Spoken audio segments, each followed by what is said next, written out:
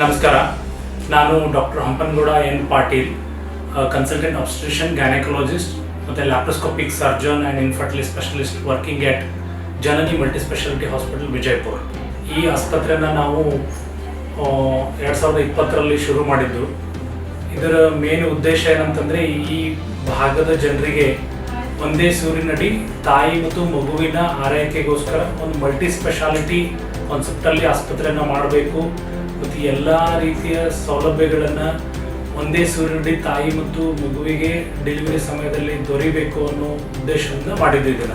So ಈಗ ನನಗೆ ಖುಷಿ ವಿಚಾರ ಏನಂದರೆ, ಸಿಗ್ನೇಚರ್ ಮೀಡಿಯಾ ಹೌಸ್ ಅವರು ಈ ವರ್ಷದ ಪ್ರಸಕ್ತ ವರ್ಷದ ಕರ್ನಾಟಕ ಹೆಲ್ತ್ ಕೇರ್ ವೈದ್ಯರತ್ನ ಅವಾರ್ಡ್ಸ್ಗೋಸ್ಕರ ನಮ್ಮನ್ನು ಗುರುತಿಸಿ ನಾಮಿನೇಟ್ ಮಾಡಿರೋದು ಒಂದು ಖುಷಿ ವಿಚಾರ.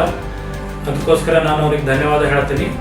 ಆಮೇಲೆ ಇದರಿಂದ ನಮಗೆ ಮತ್ತು ನಮ್ಮ ಆಸ್ಪತ್ರೆ ಎಲ್ಲ ಸಿಬ್ಬಂದಿಗೆ ಇದೊಂಥರ ಮೋಟಿವೇಶನ್ನು. ಅವರಿಗೆ ಮತ್ತೊಂದು ಸಲ ಧನ್ಯವಾದ.